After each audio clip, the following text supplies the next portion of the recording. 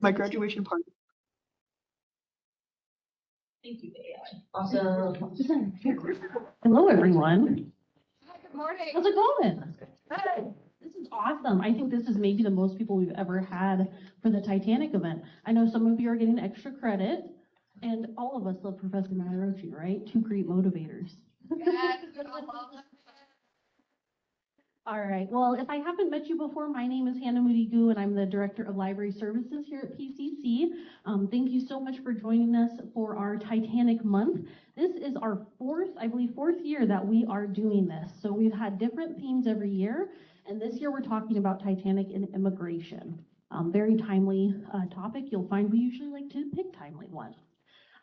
Just so you all know, there are refreshments out there, so if you would like to grab some before this or afterwards, we have lots of goodies, iced tea and lemonade, so please help yourself. There's a lot, so please eat up. We also have a scavenger hunt happening right now for the Titanic. So all of the items that are on exhibit in the PCC Library are from Professor Mattarocci's personal collection, and he very kindly offered to let us borrow them. And so it's an exhibit also about Titanic and immigration. Question? Yes, go for it. Is there a sign-in sheet or anything? Oh, there's not a sign-in sheet for this. Do you need one for class? We could make this the back of this a sign-in sheet. We'll make this a sign-in sheet, and I'll put it over by the refreshments, and you can sign in there. Good question. I don't usually have to do that, so I forgot. Sorry. You're good. Great question. So with the exhibit, there's also a scavenger hunt. So there's some flyers up there by the refreshments as well about the scavenger hunt. If you do it, you are entered to win a prize. We have 4 prizes, and each of them are also replicas of third-class dinnerware. So yeah, things that third class would have on White Star Line. Thank you. I want you to just follow me around everywhere. So when I see some awesome. So yeah, make sure to come into the library anytime we're open and do that scavenger hunt before we draw the winners. And again, I want to give Professor Mattarocci a huge thank you for taking the time not only to provide his personal collection for us, but he is, I think I can call him a giant expert on this. You can also say giant nerd, but I'll call him an expert. I have never met anyone who knows more about the Titanic than Professor Mattarocci. So thank you so much for lending your expertise and time, and please join me in welcoming him for Titanic and Immigration.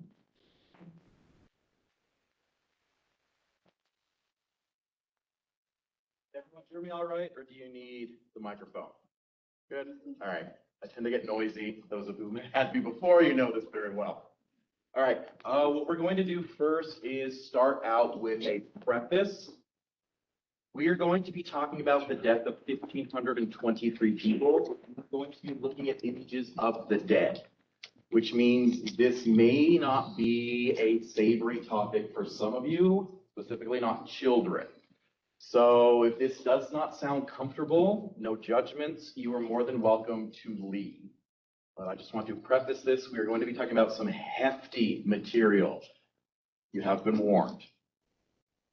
All right. We're going to talk about immigration itself. We're going to talk about how Titanic fits into this. And then we're going to talk about the fate of several third-class passengers. To kickstart this discussion, we are going to talk about the rise of third class as an actual class on board ships. How many of you have ever heard this referred to as steerage? Yes. This is another synonym for it. You know why they refer to it as steerage? Yes, they were located next to the steering mechanisms for the cheapest portions of the ship. It was oftentimes the noisiest, it oftentimes had the most vibrations, it was the least savorable. Up until the 1850s, there are no class separations on board any transatlantic liner. It is all purely just one class. Everyone sleeps in the same exact room, they eat in the same exact rooms, they go to the bathroom in the same rooms, they all share one gigantic dormitory with bunks. This is pretty much just how most shipping lines run everything. There is no first class, there is no second class, there is no third class. You buy your ticket, you are in the passenger accommodations. The crew have their own accommodations. We don't actually start to see the emergence of a class-based system in transatlantic liners until the 1850s. And there's one specific thing that does this. Who's familiar with the Irish potato famine? Pretty much all of you. All right. So in the 1840s, there's a blight of fungus that ends up infecting most of the potato crops in Ireland. And what is Ireland's staple food source? What is their staple export? Potato. It completely decimates the farming communities. Beginning in 1845, we see mass immigration of Irish into the United States. It bleeds into 1846 and 1847. Shipping lines cannot keep pace with this, so we start to see the emergence of immigrant ships. Just specific ships that carry immigrant passengers. That is it. The conditions in these are horrendous. Sanitation is non-existent. Disease runs rampant. Food death by starvation and disease is pretty common. They will typically bury you at sea. And so in 1852, the Inman Line creates third class. And they decide, you know what?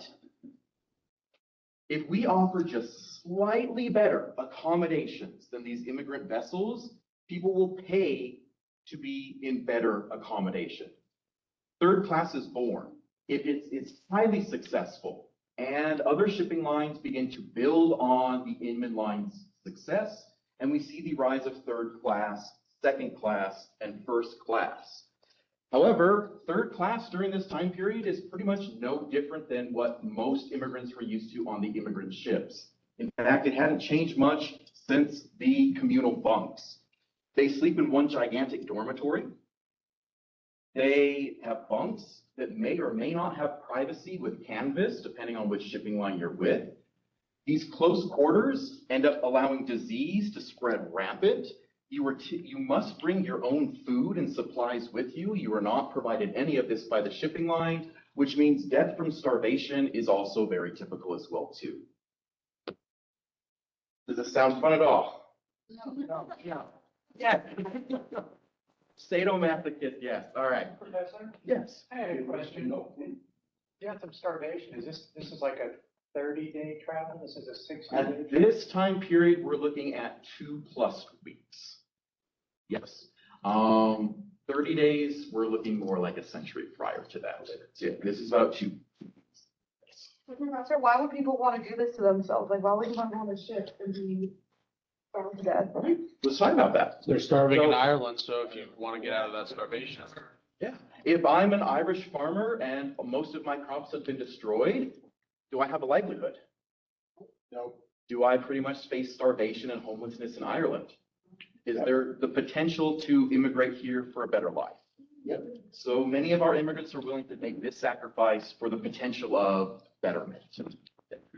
So, okay, they're starving, Yeah. they aren't gonna make any money from their food. How are they able to purchase, All right. how are they? Okay, so prior to 1844, shipping lines sent their ships out once they were full, which meant if you bought a ticket today, April 27th, you would have to wait until that vessel filled up before they would even leave port because the shipping line would not lose money. So if I'm a poor immigrant and I've sold my farm and I've sold my house to afford the ticket on this, I play a waiting game, which means my family also runs the risk of starving and they're now homeless. Cunard steps in and starts doing regularly scheduled sailing. So in the 1830s, they sail no matter whether the ship is full or not. So that means you would pretty much sell everything that you have, book a passage immediately after that, and the money that you got from selling your farm, your land, what other possessions, that's what would finance this. Good question. Does this need to be improved? Yes. Yes, very much so. So our government, Congress, steps in 1882 and passes the U.S. Passenger Act and says that any ship entering United States ports must provide adequate accommodations for all passengers, and if they do not, they cannot dock in U.S. ports. And they are financially responsible for shipping everyone back to the port of origin. which means you have to feed them again, and you also have to give them refunds.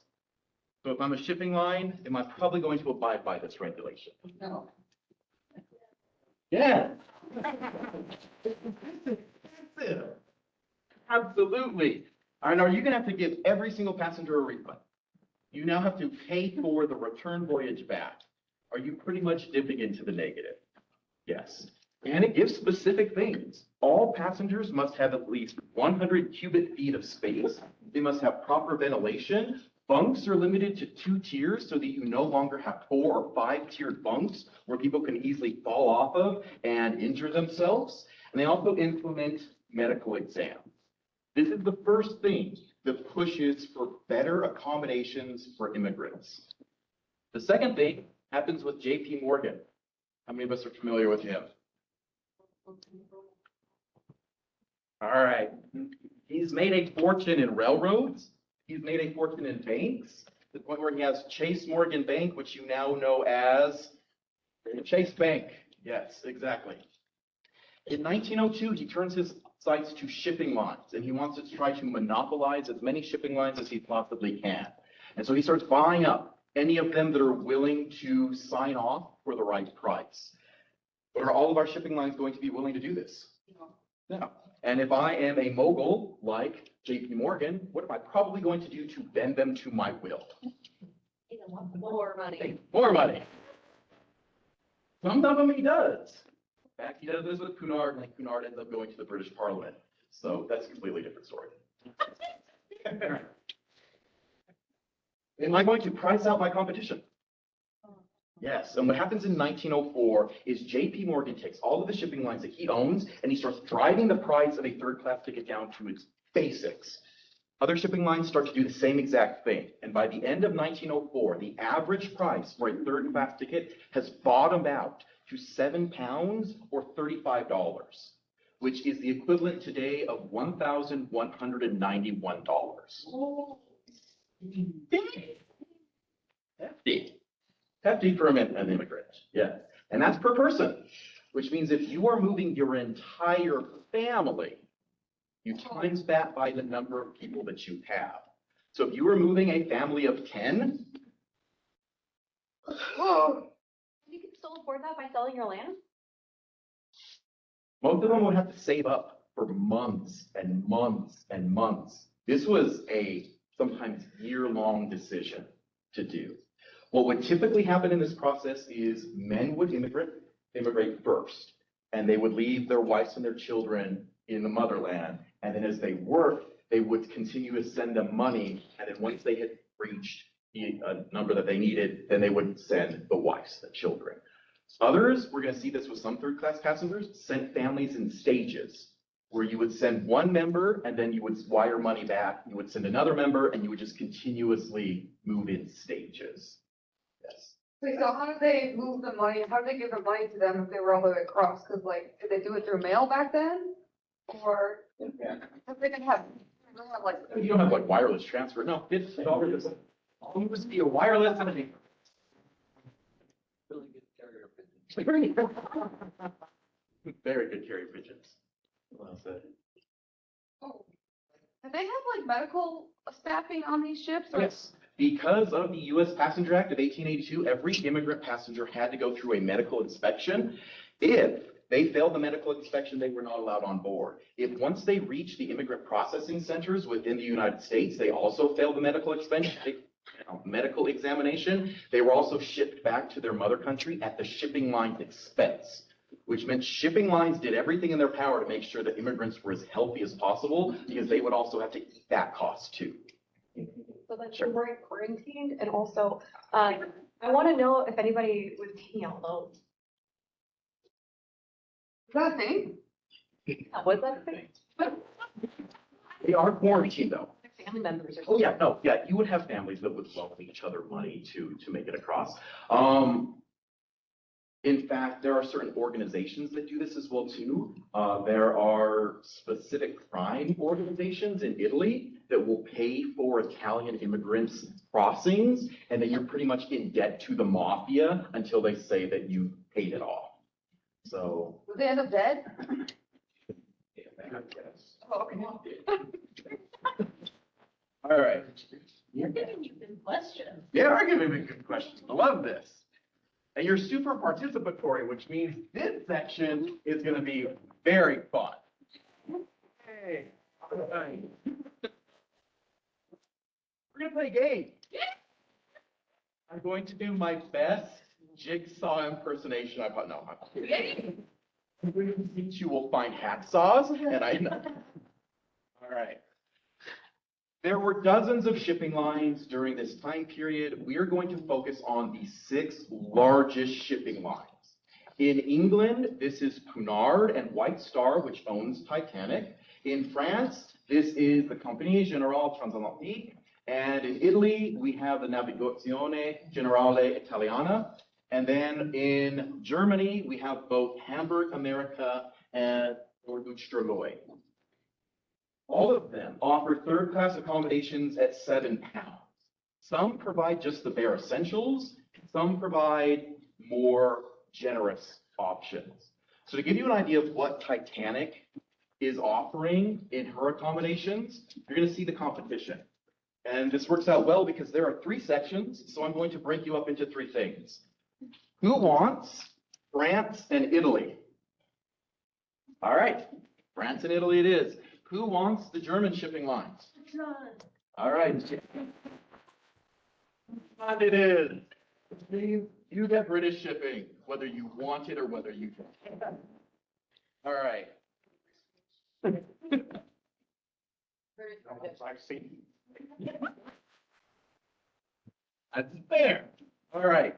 We're going to start with sleeping arrangements, and you're going to figure out which shipping lines offer which accommodations. Oh, you might start reconsidering your decision. This shipping line, passengers slept in communal dormitories on bunks with straw mattresses, and they were not given bedding because the companies were worried that they would make clothing out of it. The British. French. That feels like Italian. It is France.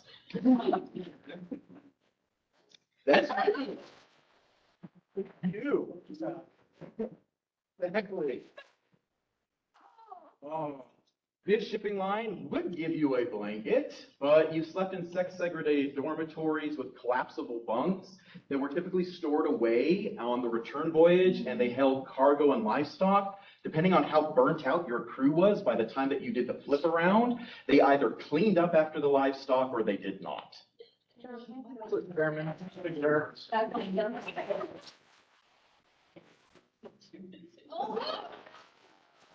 Hey. I don't know. What is wrong with you?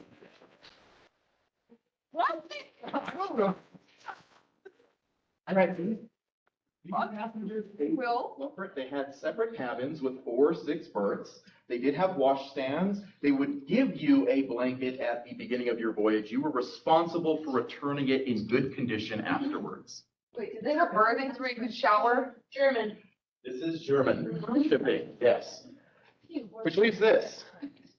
You are shooting 4 or 6 berths. You have wash stands. You have bunks that are equipped with blankets, pillows, and sheets that are washed at the beginning and ends of voyages. I'll be there. Whoever that is, I want that. This is the Brits. Okay, I'm gonna go British now. Right. So I got food then. Yeah. You do give your passengers 3 hot meals. However, it's really bad food. Passengers complain about it being bread. You give them a cup, a plate, and a utensil at the beginning of the voyage. They were responsible for washing this at the end of every single meal and handing it back in good condition at the end of the trip. It's France. Yeah, it sounds like it. Just like us. It could be any of them. It's both, yes. Stop moving. All right. Oh, what is being immigrant? You do have your own separate dining room. You have tables covered with oilcloths. However, you are responsible for buying your own food and preparing it in kitchens. The British. I would say, yeah, The British. It's German, Oh my God. which means if you probably figured out by process of elimination, this is the Brits. You are served 4 hot meals in separate dining rooms. You are served with flatware as well as utensils that are washed by stewards every meal. They set the tables for you, and all of this is included in your ticket price. Better than us. You know what? I'm just gonna not be American, act like I'm British, you know? Just go British. How do we do that? All right. Last and final one, your passenger accommodations. Your passengers live in one gigantic dormitory where they sleep, they eat, they go to the bathroom, and they socialize. Oh, You have private decks, but you typically have to sit on hatch covers, bollards, tap stands, and luggage cranes if you want fresh air. Grant. Grant.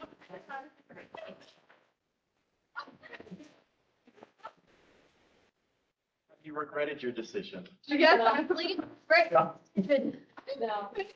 Gone family. I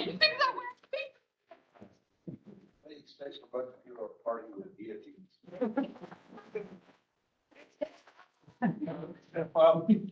Yes, they brought it themselves. Wait, did they have to pay for it, or, oh my goodness. Who wouldn't have all of it? All right, let's see who this is. You do offer public rooms, however, they're pretty bare. They bulkheads, it's exposed planking. Germany. Germans, yes. I think we got the hint now. You do have the hint. That's the idea. All right, so let's talk about White Star and let's talk about Titanic. Wait, do they have like showers, like shower room? You had communal tubs and you had communal toilets. You know, However, let's put this within its historic context. First class also had communal tubs and communal toilets. To have an actual ensuite, which meant a private bathroom in your cabin, was unheard of during this time period.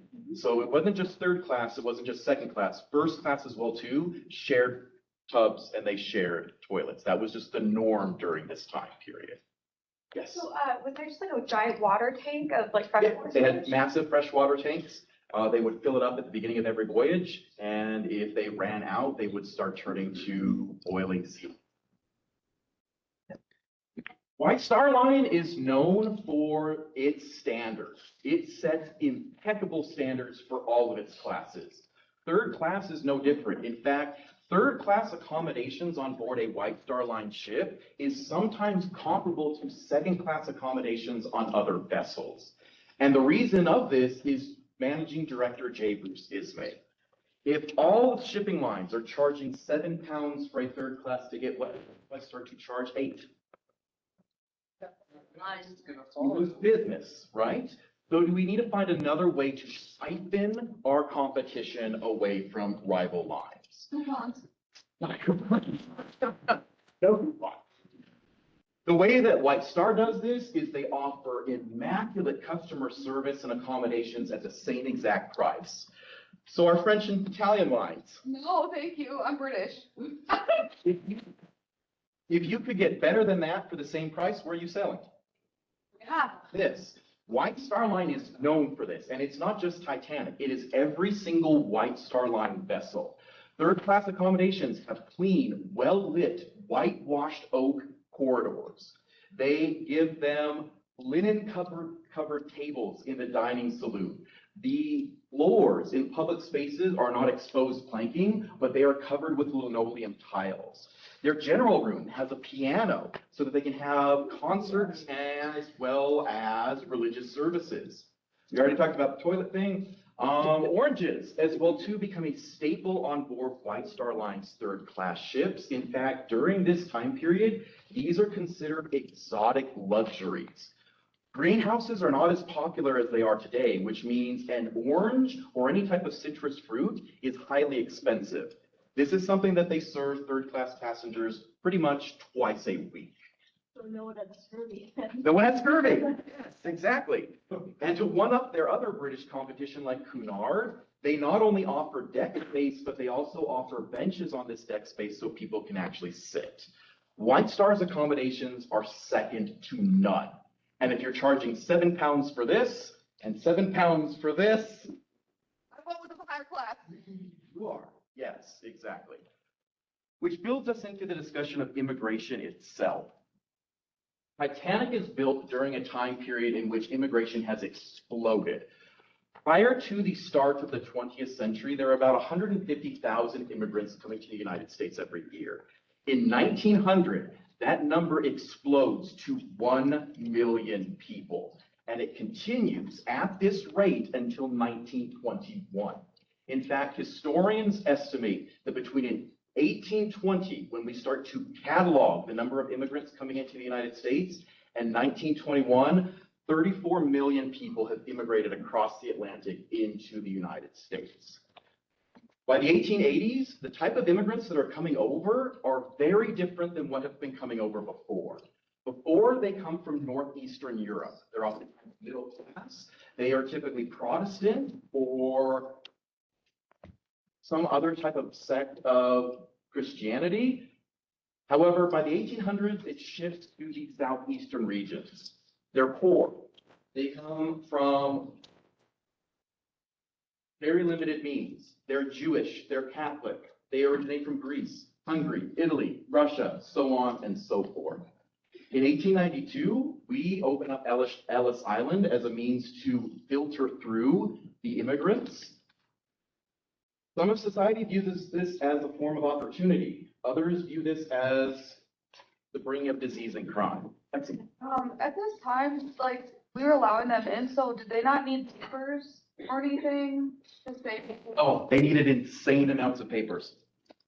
By the time Titanic is sailing, you need about a dozen pieces of paper with you in order to even get processed through Ellis Island. You need a passport. You need your birth certificate. You need a declaration of intent stating that you are going to come to the United States and not become a burden on the nation itself. You also need sponsorship letters, letters from people who are living within the United States, ideally citizens who say that if you do become a burden on the United States, they will take responsibility of you. You need medical inspection cards. You also need at least $20 in your person to prove that you are not financially destitute. And the list just keeps going on and on. And if you don't have any of this, they won't even process you through Ellis Island, which means shipping lines made sure you had all this paperwork because who's responsible for sending you home? The lines. Them.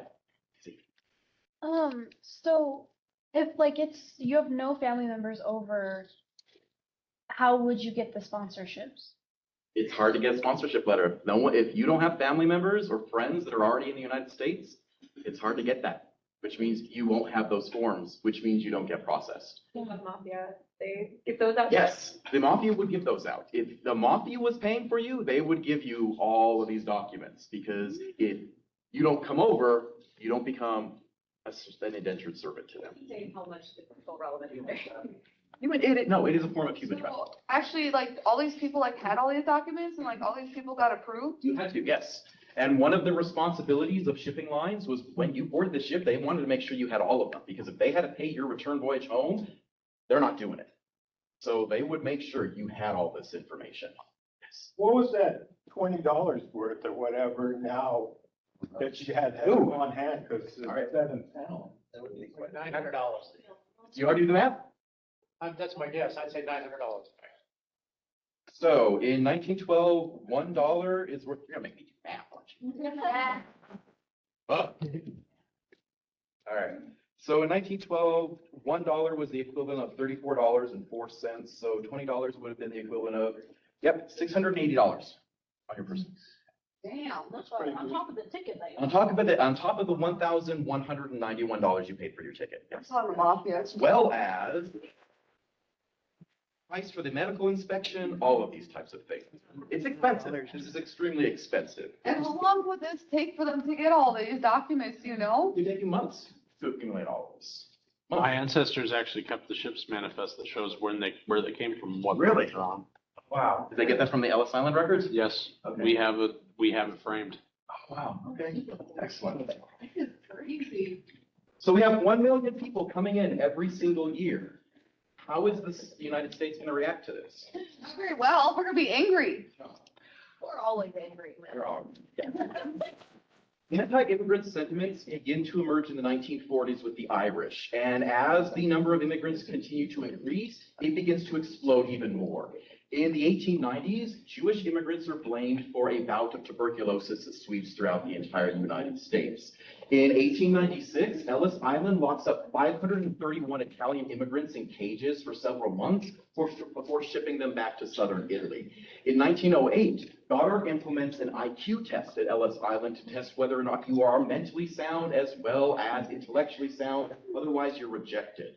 And between 1880 and 1921, there are 50 documented cases of lynchings for immigrants that we know of, Lynchings? where they hang you in the woods. Oh, that's horrible. You'll see this in a minute. Yeah. Hard punch calendar. We start to also see the emergence of organizations. The American Protective Association and the Immigration Restriction League start to pressure Congress to limit the number of immigrants or even shut down the process entirely. They are also notorious for spreading a whole bunch of conspiracy theories. They make the argument that Jews have infiltrated the public school system and they are trying to convert children to Judaism. They make the argument that the government has deliberately started importing poor immigrants into the United States as a means to weed out the middle class in a massive replacement conspiracy.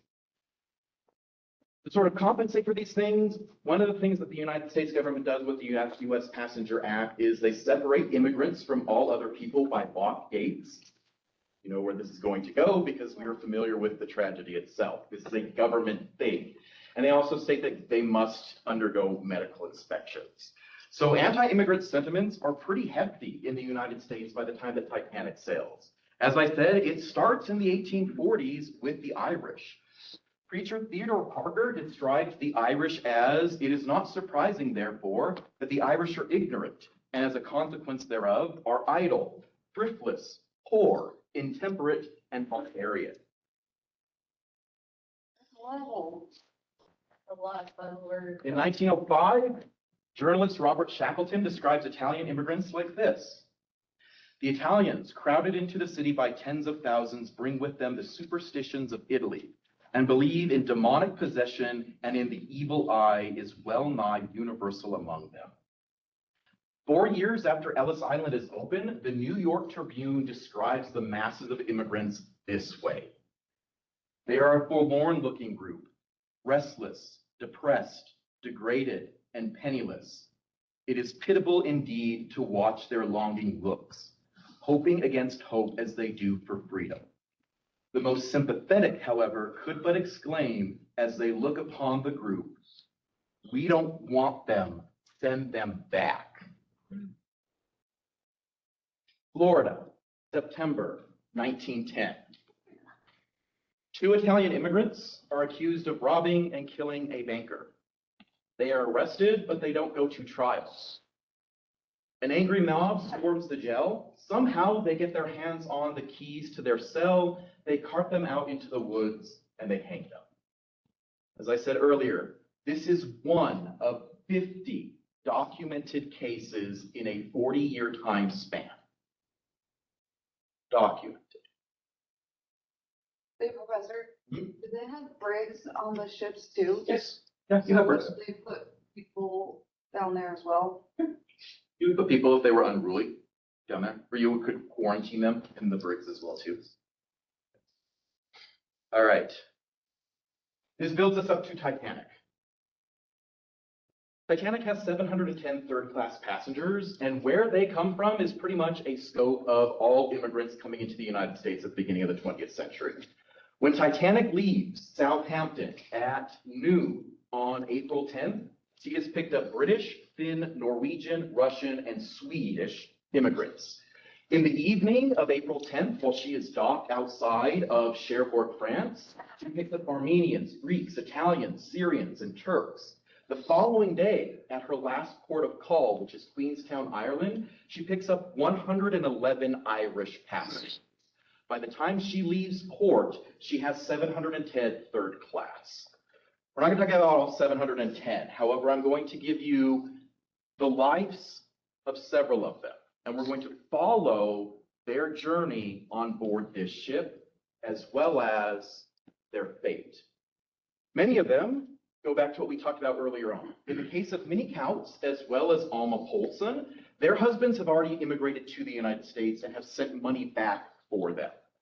Minnie is taking her 2 sons, one is age 4 and one is age 10, to go meet her husband where he is settled in New York City.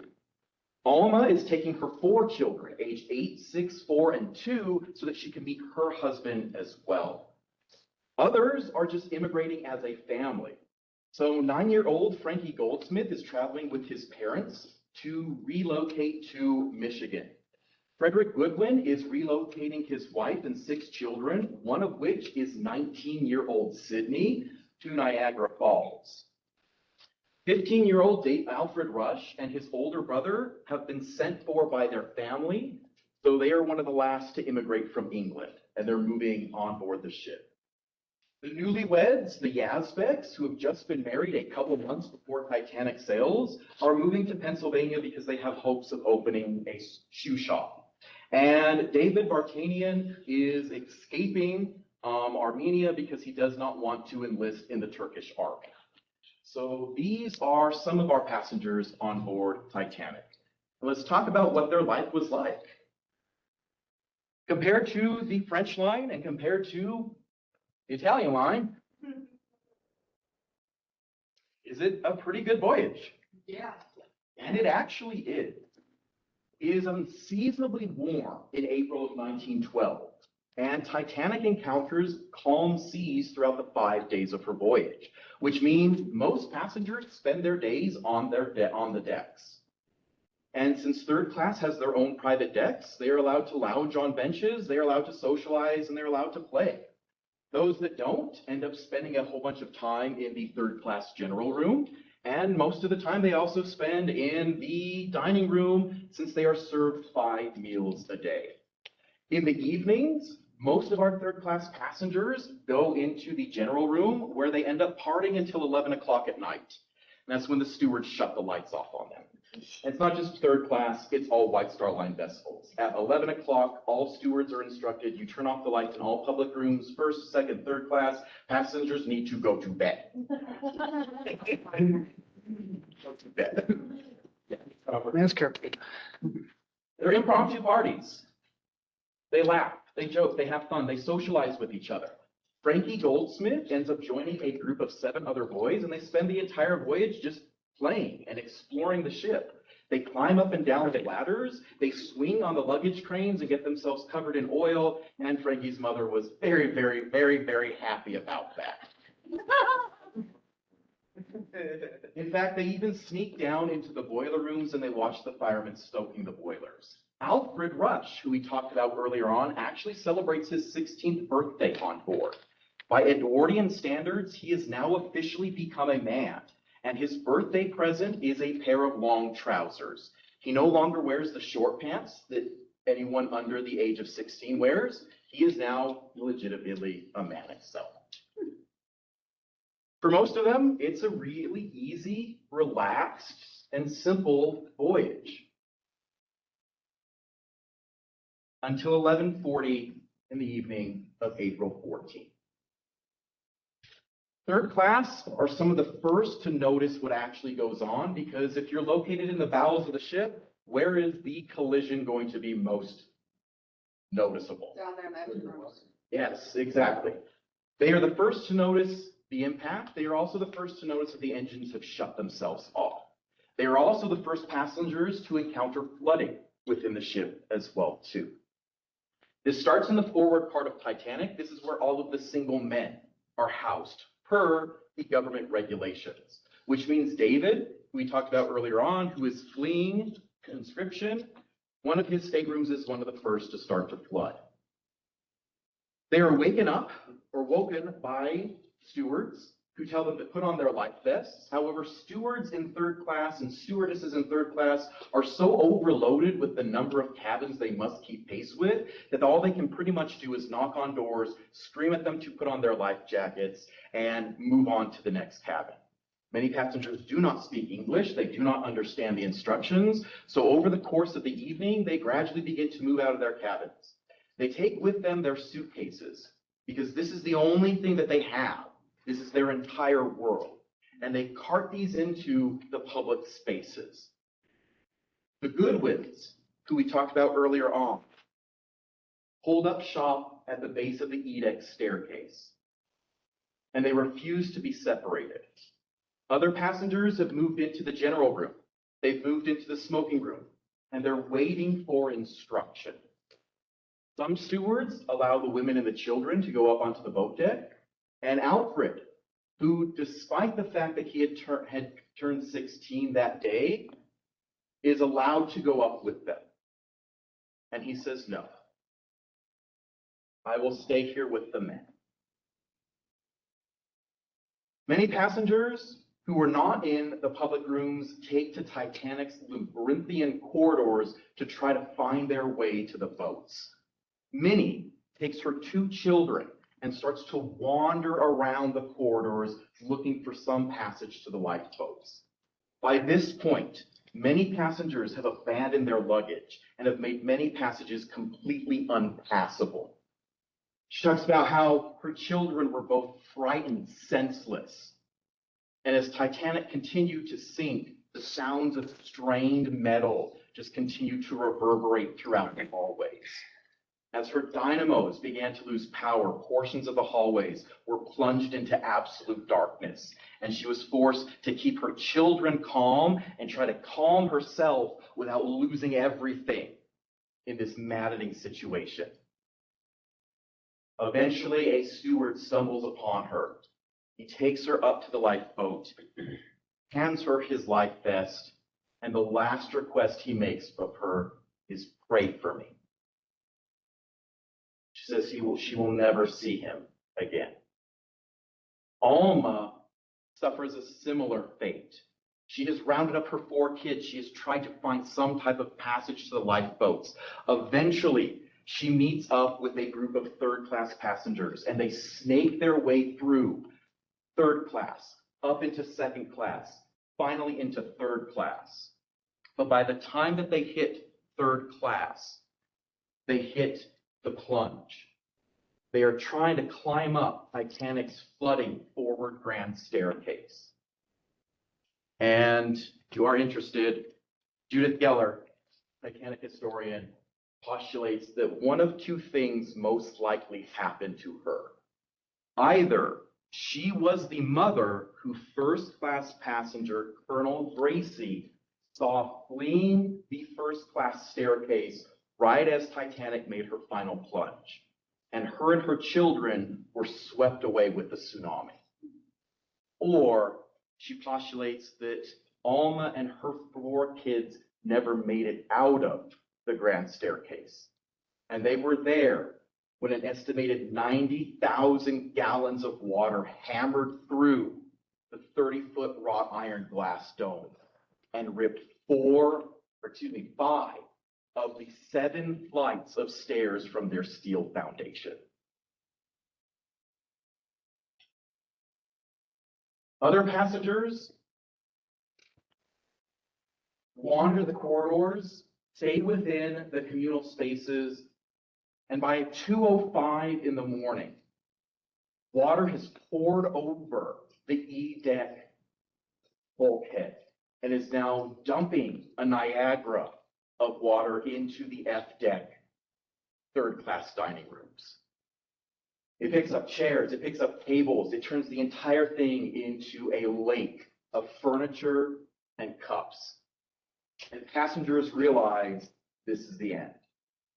Many of them return to their cabins and will await their fate. Others, though, do not do this. The Yazbeks end up climbing over railings, ladders, and the boat deck superstructure of Titanic to make their way to collapsible number C. She is put into the boat. She says goodbye to her newlywed husband, and she's lowered away from the ship. David ends up tearing down a whole bunch of gates, eventually makes his way to the boat deck, realizes the boats are gone, and jumps overboard. He has a ringside seat to the death of Titanic.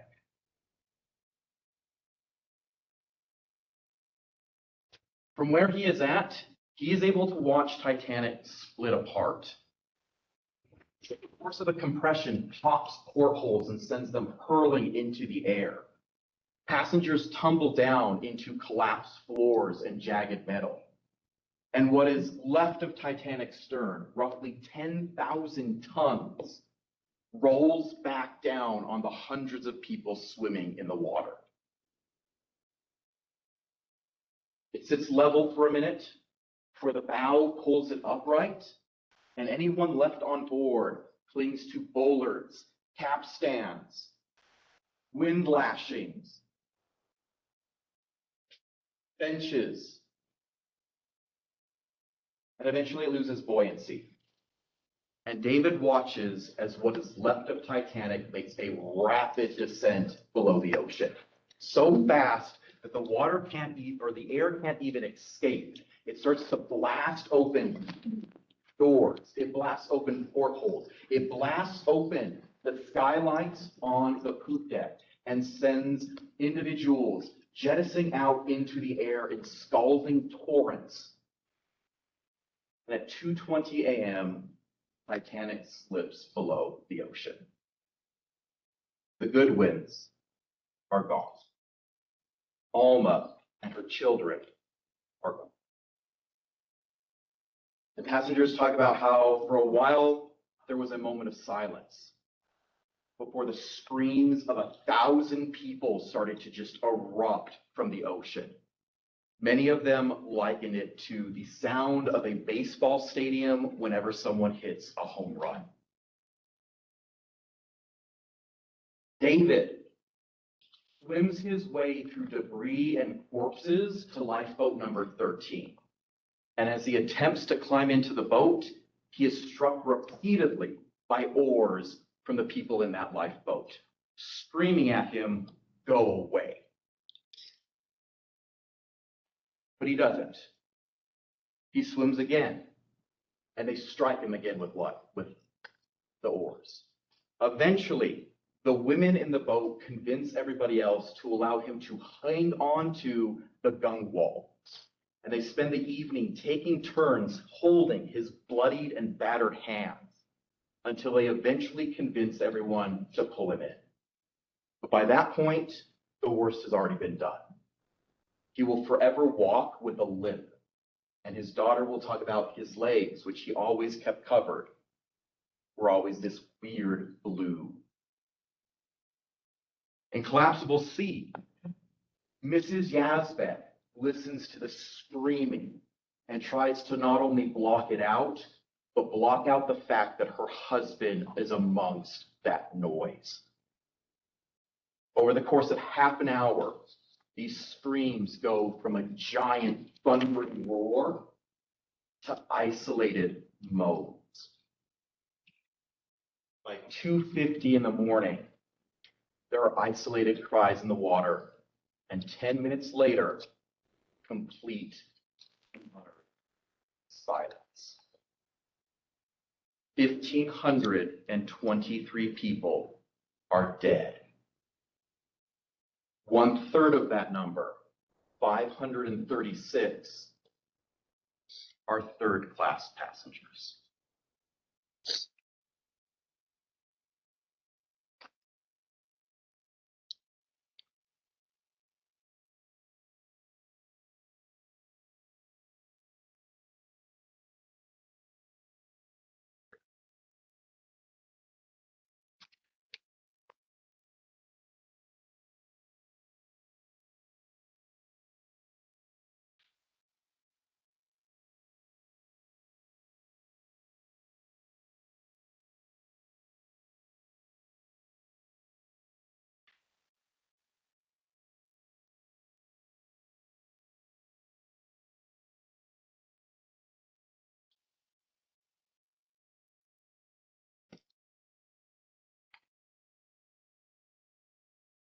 What do you notice?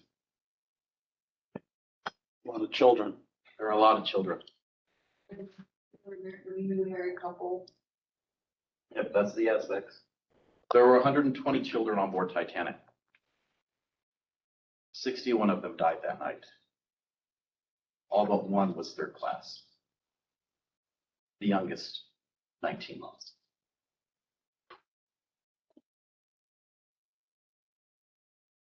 For the 174 third-class passengers and for the 705 total survivors of Titanic, the world will never be the same.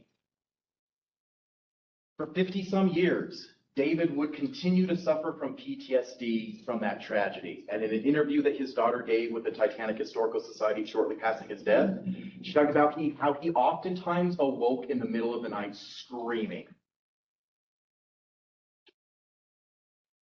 But while the world changes for them, in the grand scheme of things, the world does not change after Titanic's sinking.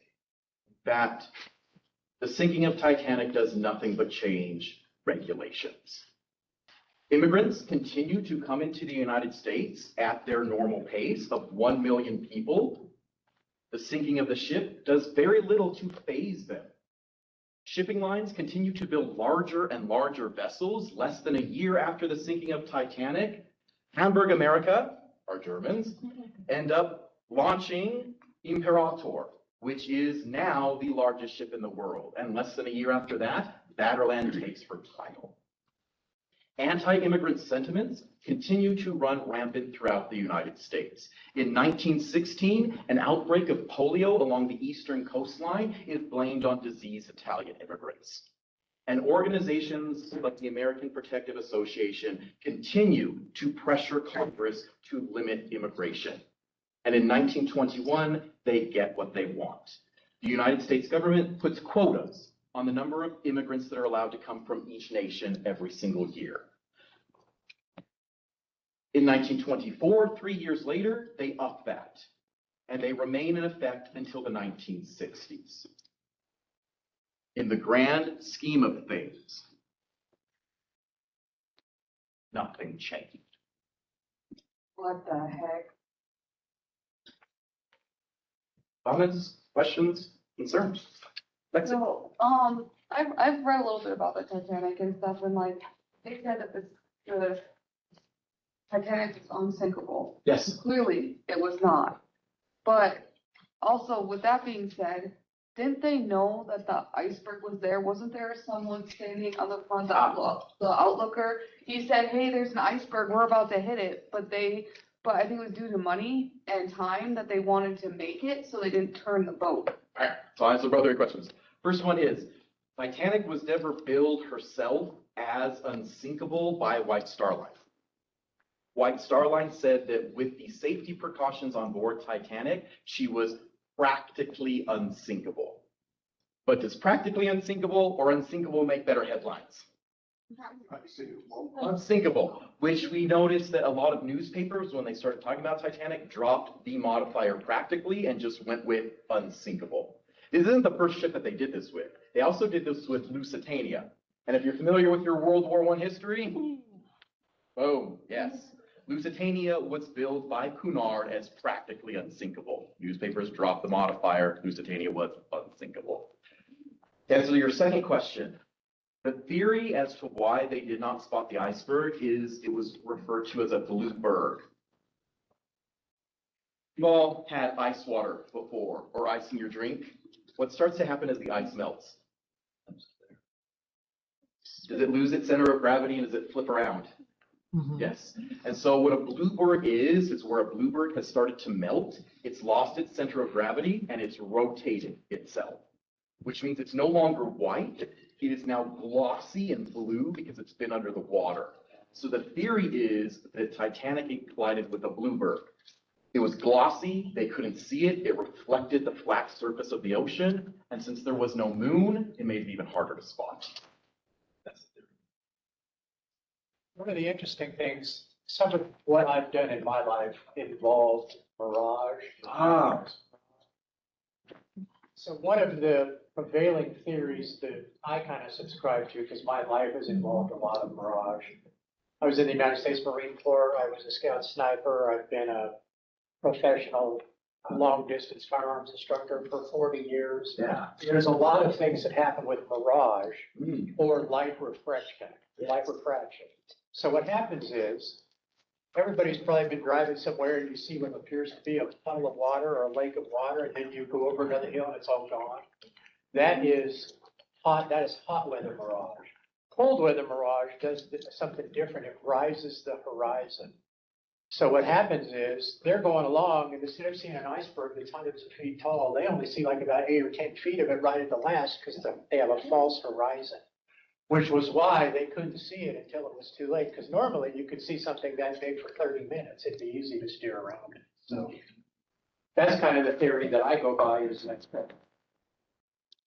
that it was cold water, cold weather mirage. And there's a great, I believe it's on, you can probably find it on Prime. It's called Titanic's Final Mystery. If you watch that, that'll all make sense to you. The guy goes through it like in spectacular detail. But he actually goes through logs of all the ships that went through there, and they would put in there great light refraction, which meant that there was no horizon. So when you looked out there, it almost looked like the stars were in the water and the water was in the stars because it ran them all together. And the Labrador current was like 40 degrees colder than the water that they came out of. So you instantly have the conditions for a change in what's going to be. And so spectacular, I urge you all to watch that because that will give you, I personally believe that's why they hit the iceberg. Thank you. Oh, thank you. Didn't they also fire off the wrong color flare? Yeah, there's a whole bunch of debate about like color of the rockets. Yes, all of that stuff. It is known that Titanic did have multicolored rockets. As far as shipping regulations, there's massive debate when it comes to that. A lot of people will use that argument when it comes to California. So California was about 10 miles away from Titanic, and there's that whole argument. A lot of historians will also make the argument that if you see rockets, you just go. Like they're not having a New Year's party. You just go. There's big debate over that within Titanic. Well, I would assume it's kind of like a train too. A train takes about a mile to stop. If you have a big boat, it's kind of hard to even divert anyway. So I think they still tried to, but it was too late anyway. Yeah, Titanic, there were some significant design flaws with Titanic. One of the biggest problems being was their watertight bulkheads were. Yeah, they only went as far as to E deck, not the uppers as well. They And didn't have ceilings in their watertight rooms, so Yeah. the water was sitting filled up and explode over the next room. yes, exactly. And another big design flaw was when Harland and Wolff built her, as well as Olympic and Britannic, they pretty much just took the normal Harland and Wolff ship and just kind of like magnified it. And you've probably all seen that when like you take a normal image and you just kind of like make it bigger and bigger and bigger and bigger, like it loses certain proportions. Titanic's rudder was too small for her overall structure. I have one more question. So also in third class, didn't they either launch in third class passengers or they did not unlock it in order to let them out? Yes, and so, yeah, as we talked about, per Congress, ships had to abide by specific rules. That one rule was you had to separate passengers at all times. Some third-class stewards and stewardesses were not aware of the severity of the case, so they were amidst following legal orders. You cannot let third-class passengers mingle with other passengers. Others were more aware of what was going on. There are reports of numerous stewards and stewardesses allowing them up to the boats, opening doors for them. Then also there's the whole anti-immigration aspect as well too. Some just deliberately kept the gates locked. So it's. Did the stewards have bells to wake up some people, or did they just have to knock? In third class, you knocked on doors. I love you, Yep. but a lot of people didn't see English. Yep. They couldn't give them candles of it. 11:40 at night, yeah. Yeah. Everyone's. Yeah. I see. So they weren't assigned to like lifeboats at that time, and they didn't even have enough lifeboats to put people in. Yes. Is that right? Correct. So now, like, is that like a policy where you have to have like a spot for each person, like in a lifeboat? Titanic changed that. That is the regulation Titanic. So why was the reason that the Titanic became so big? Is it because of all the people, the deaths and just like all the things that went wrong with it? So we learned from it, or why? Okay. Yes, no, like Titanic is not the only ship that sank. There have been nastier shipwrecks than Titanic. Like, if you're familiar with Lusitania's sinking is absolutely grotesque. I tend to agree with Ken Marshall and Don Lynch, who are Titanic historians, that Titanic is kind of the perfect tragedy in so many ways. One of the biggest ways that it's a perfect tragedy is it takes 2 hours and 40 minutes for Titanic to sink, which is pretty much the length of a long play or a long movie. Unlike Lusitania that sinks in 17 minutes, where people really don't have time to grapple with the reality of the situation, you're just in panic and flight and fight mode. Or unlike Andrea Dora, who takes 10 hours to sink, where you have full recognition. Titanic, according to Don Lynch and Ken Marshall, is sort of perfectly timed. The passengers on board Titanic had enough time to realize the severity of the situation, but not enough time to act. And in that moment, you saw the true depth of humanity. Some acted with courage, some acted without. And you see the beauty, you see the horror that is humankind. A lot of the lifeboats weren't even close to full. No, they weren't. Lifeboat number 1 had 12 people in it. It could hold 65. So as Titanic sinks, though, they start to overload them. Lifeboat number 11 is overloaded with 70 plus people, to the point where passengers talk about once it hits the water, that they can literally reach their hands over the gun wall and about 4 inches between the top of the lifeboat and the water itself.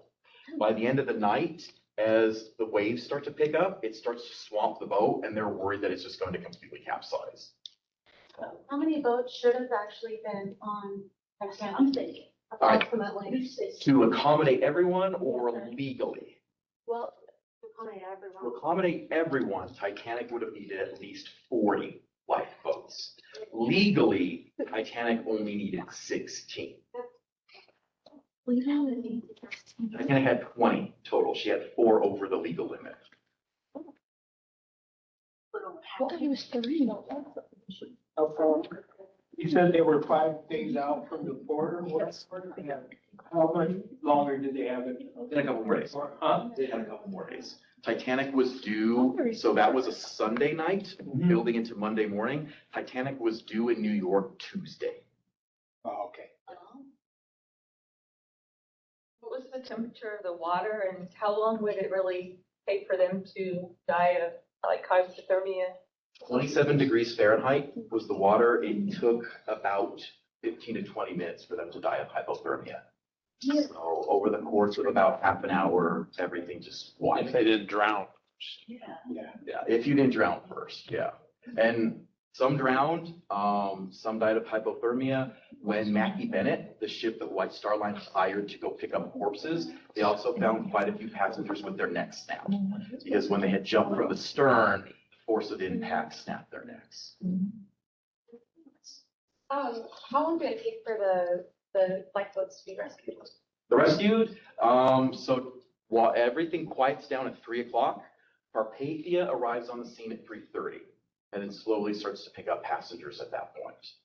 So they were out in the lifeboats itself for a little over an hour after Titanic sank. Oh, did the captain go down with the ship?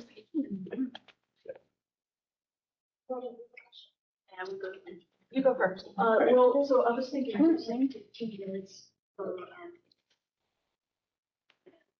I was thinking, the dude that would be talking something. Oh, So- Dave, yeah, David, yeah. So he was chilling, but. Mhm. That's horrible. His major organs were at least protected, though.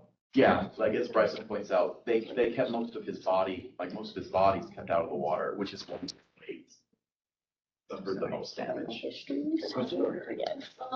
So I heard on the lifeboats, the way to meet max capacity was they had to sit straddling the benches.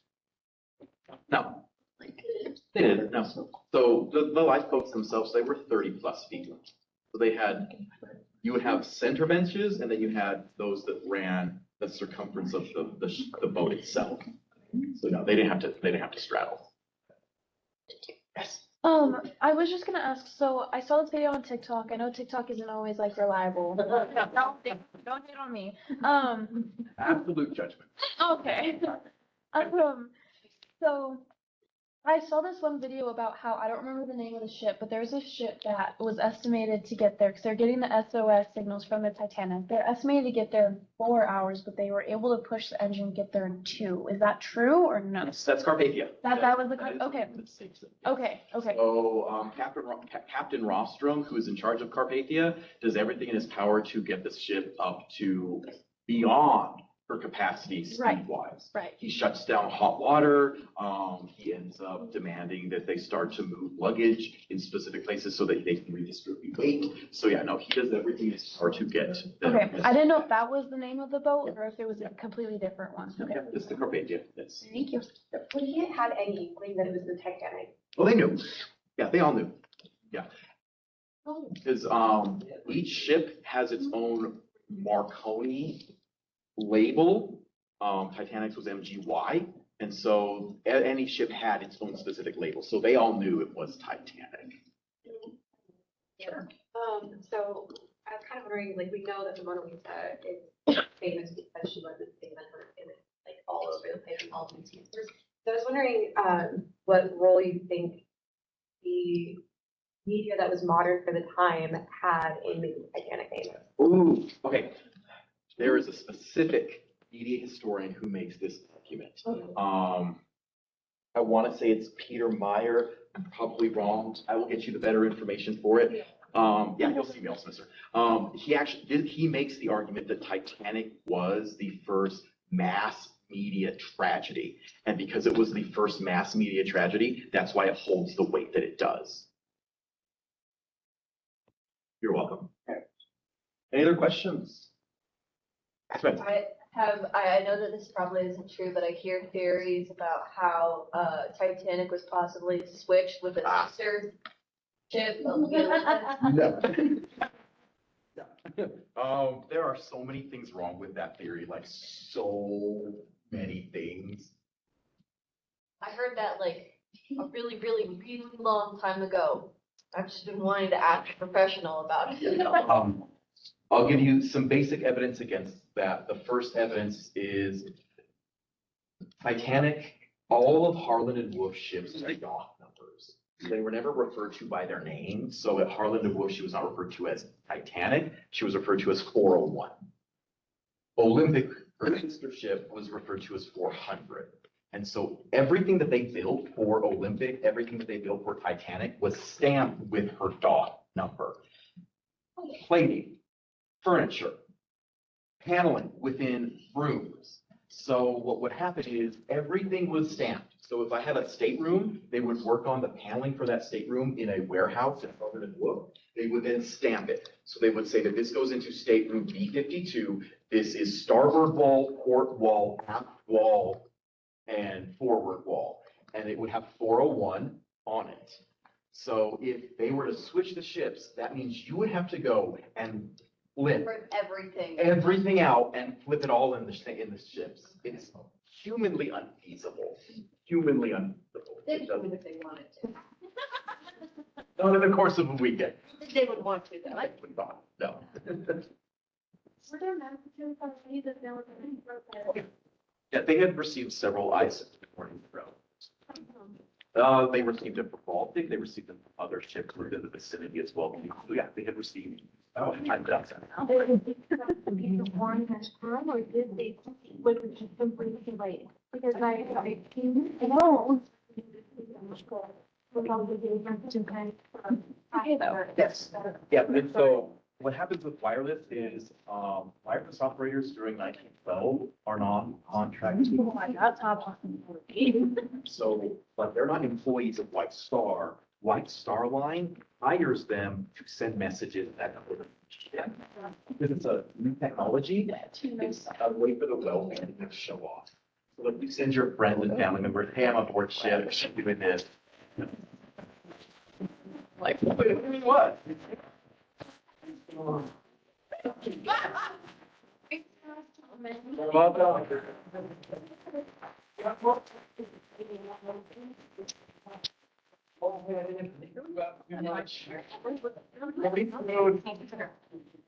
So, further answer it. Bibbo. Hey, you realize at the end. I heard something pop, but I couldn't figure out what it was. Look, girl, I needed it. Give him a bye. I mean, I know some. They were. So there were cases where like they would receive wireless messages.